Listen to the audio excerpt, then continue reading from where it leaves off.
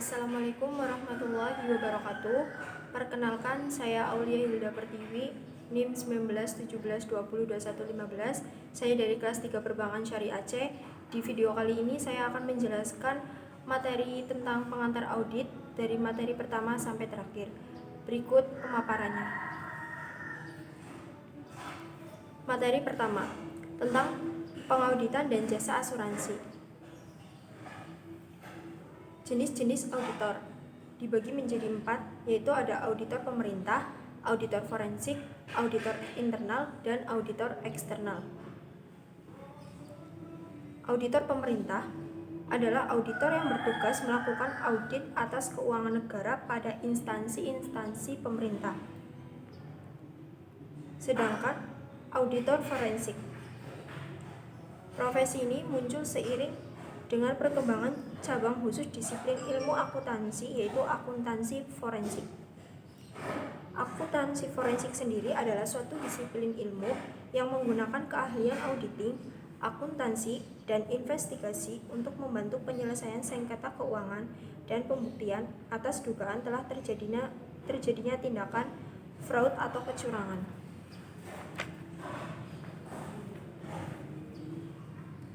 Auditor forensik umumnya memberikan jasa audit terkait pengungkapan atas suatu kejahatan kerah putih atau white collar crime. Selanjutnya, auditor internal. Auditor ini bekerja pada suatu manajemen perusahaan sehingga berstatus sebagai karyawan dari perusahaan tersebut. Perannya adalah untuk memberikan pengawasan serta penilaian secara terus-menerus. Kemudian selanjutnya auditor eksternal. Auditor eksternal merupakan orang luar perusahaan atau pihak yang independen yang melakukan pemeriksaan untuk memberikan pendapat atau opini mengenai kewajaran laporan keuangan yang telah disusun oleh manajemen perusahaan klien. Kemudian jasa asuransi. Jasa asuransi dibagi menjadi 3, yaitu jasa atestasi, jasa asuransi lainnya, dan jasa bukan asuransi. Asuransi sendiri adalah sebuah jasa independen yang disediakan oleh para profesional dengan memberikan jaminan informasi bagi para pengambil keputusan. Jasa asuransi memiliki peranan penting dengan memberikan manfaat serta nilai bagi para penggunanya, mengingat bahwa pemberi jaminan tersebut bersifat independen dan objektif terhadap informasi yang diperiksanya. Jasa atestasi adalah jenis jasa asuransi yang dilakukan oleh KAP dengan menerbitkan suatu pernyataan tertulis yang menyatakan kesimpulan tentang keandalan suatu laporan, misalnya laporan keuangan yang dibuat oleh pihak lain. Kemudian jasa asuransi lainnya.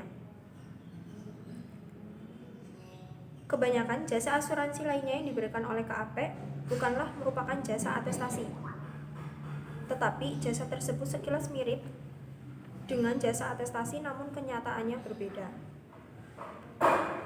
Persamaannya adalah terletak dalam hal independen serta jaminan atas informasi yang akan dipakai oleh para pengambil keputusan. Dalam jasa asuransi lainnya ini, jaminan diberikan atas keandalan dan relevansi informasi, baik informasi yang dinyatakan secara tertulis maupun tidak oleh pihak lain. Jasa bukan asuransi. KAP dapat juga memberikan berbagai jenis lain yang pada umumnya bukan merupakan jasa asuransi. Materi selanjutnya tentang definisi pengauditan. Pengertiannya yaitu suatu proses yang sistematis untuk memperoleh dan mengevaluasi secara objektif bukti yang berhubungan dengan asersi tentang tindakan-tindakan dan kejadian ekonomi, kepatuhan antara asersi dengan tindakan dan kejadian ekonomi dalam rangka menentukan tingkat kepatuhan antara asersi dengan kriteria yang telah ditetapkan serta mengkomunikasikan hasilnya kepada pihak-pihak yang berkepentingan. 5 komponen utama pengauditan, yaitu 1. Prosedur yang sistematis, 2. Memperoleh dan mengevaluasi bukti secara objektif, yang ketiga, asersi tentang tindakan-tindakan dan kebijakan ekonomi, dan yang keempat, tingkat kepatuhan antara asersi dengan kriteria yang telah ditetapkan, Yang kelima, mengkomunikasikan hasilnya kepada pihak-pihak yang berkepentingan. Jenis pengauditan dibagi menjadi 5, yaitu audit laporan keuangan, kedua, audit pengendalian internal, yang ketiga, audit ketaatan, yang keempat, audit operasional, dan yang kelima adalah audit forensik. Materi kedua yaitu tentang bukti audit. Pengertian bukti audit adalah segala informasi yang mendukung angka-angka atau informasi lain yang disajikan dalam laporan keuangan, yang dapat digunakan oleh auditor sebagai dasar yang layak untuk menyatakan pendapatnya. Bukti audit yang mendukung laporan keuangan terdiri dari 1. Data akuntansi, yaitu terdiri dari jurnal, buku besar, dan buku pembantu, serta buku pedoman akuntansi, rekonsiliasi, dan lain-lain. Yang kedua, semua informasi penguat tersedia bagi auditor seperti cek, faktur, surat kontrak, notulen, dan konfirmasi. Cukup atau tidaknya bukti audit mempertimbangkan 3 hal. Yang satu, materialitas dan risiko. Yang kedua, faktor ekonomi. Dan yang ketiga, ukuran dan karakteristik populasi. Kompetensi bukti audit. Kompetensi informasi penguat dipengaruhi oleh berbagai faktor berikut. Pertama, relevansi. Kedua, sumber. Ketiga, ketepatan waktu. Keempat, objektivitas. Kelima, cara pemerolehan bukti. Bukti audit sebagai dasar yang layak untuk menyatakan pendapat auditor dipengaruhi oleh beberapa faktor seperti 1. Pertimbangan profesional. Kedua, integritas manajemen. Ketiga, kepemilikan publik versus terbatas. Dan yang keempat adalah kondisi keuangan. Tipe bukti audit dibagi menjadi 2, yaitu tipe data akuntansi dan tipe informasi penguat. Tipe data akuntansi terdiri dari 2 macam, yaitu pengendalian intern dan catatan akuntansi. Sedangkan tipe informasi penguat terdiri dari 6, yaitu bukti fisik, bukti dokumenter, perhitungan, bukti lisan, perbandingan dan rasio, kemudian bukti dari spesialis. Materi selanjutnya yaitu tentang perikatan audit. Tahap-tahap audit atas laporan keuangan. Pertama yaitu penerimaan perikatan, perencanaan audit, pelaporan audit, dan pelaksanaan pengujian audit. Tahap-tahap penerimaan perikatan audit. Yang pertama yaitu mengevaluasi integritas manajemen. Kedua, mengidentifikasi kondisi khusus dan risiko luar biasa. Yang ketiga, menentukan kompetensi untuk melaksanakan audit. Yang keempat, menilai independensi.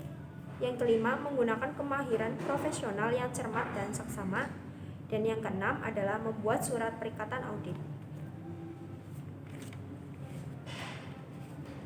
Pembuatan surat perikatan. Isi pokok surat perikatan audit terdiri dari 1. Tujuan audit atas laporan keuangan. 2. Tanggung jawab manajemen atas laporan keuangan. 3. Lingkup audit. 4. Bentuk laporan atau bentuk komunikasi yang lain yang akan digunakan oleh auditor untuk menyampaikan hasil perikatan. 5. Fakta bahwa audit memiliki keterbatasan bawaan bahwa kekeliruan dan kecurangan material tidak akan terdeteksi. Yang keenam, pengaturan reproduksi laporan keuangan auditan.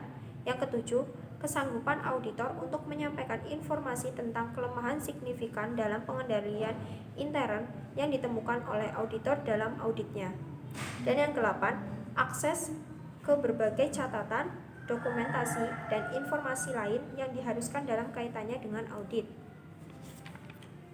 Dan yang terakhir adalah dasar yang digunakan oleh auditor untuk menghitung fee audit dan pengaturan penagihannya. Materi selanjutnya yaitu tentang perencanaan audit. Perencanaan audit dibagi menjadi audit plan, audit program, audit prosedur, audit teknik, resiko audit, dan materialitas. Audit plan. Standar pekerjaan lapangan pertama berbunyi, pekerjaan harus direncanakan sebaik-baiknya dan jika digunakan asisten harus disupervisi dengan semestinya. Agar perencanaan audit menghasilkan hasil yang baik, maka auditor harus paham bisnis klien atau understanding client business.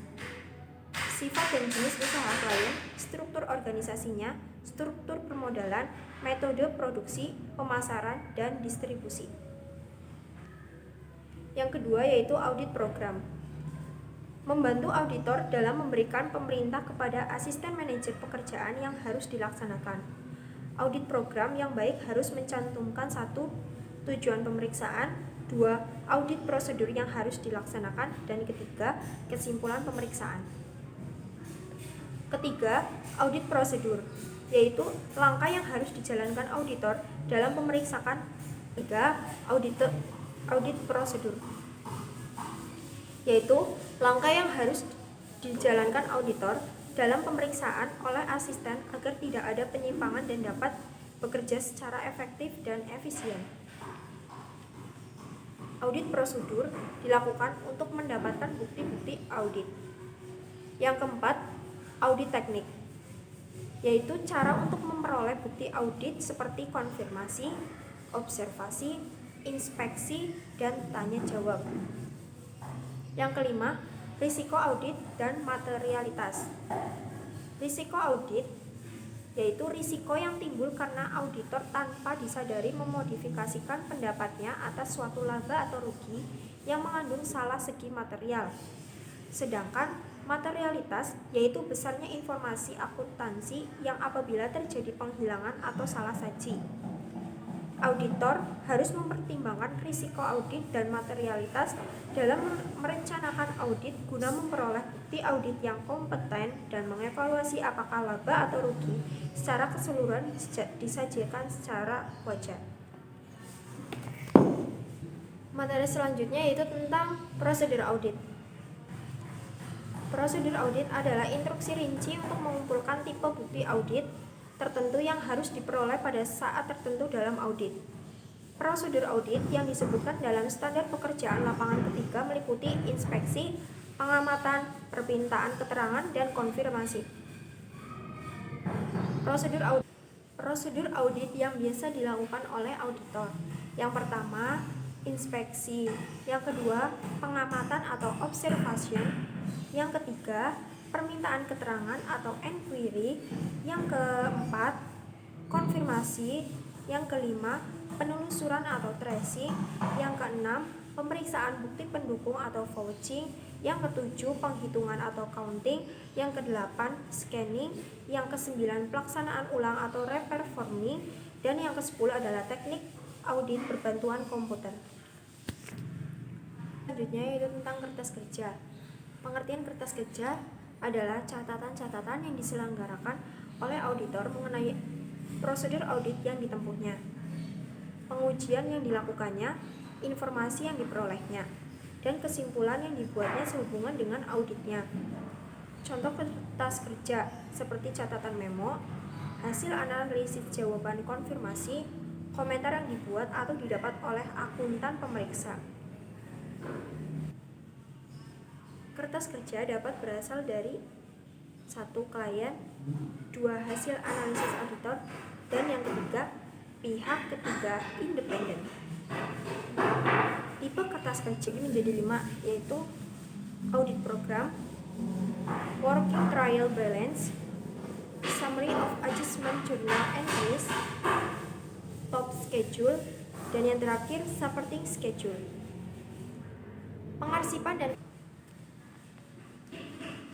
dan kepemilikan kertas kerja audit. Auditor biasanya menyelenggarakan 2 macam arsip kertas kerja untuk setiap kliennya. 1. Arsip audit tahunan untuk setiap audit yang telah selesai dilakukan, yang disebut seperti arsip kini atau current file, contohnya kertas kerja. Yang kedua, arsip permanen atau permanent file, untuk data yang secara relatif tidak mengalami perubahan, contohnya anggaran dasar dan pedoman rukun. Sekian pemaparan materi dari saya, kurang lebihnya mohon maaf. Wabillahi taufik wal hidayah. Wassalamualaikum warahmatullahi wabarakatuh. Sampai jumpa.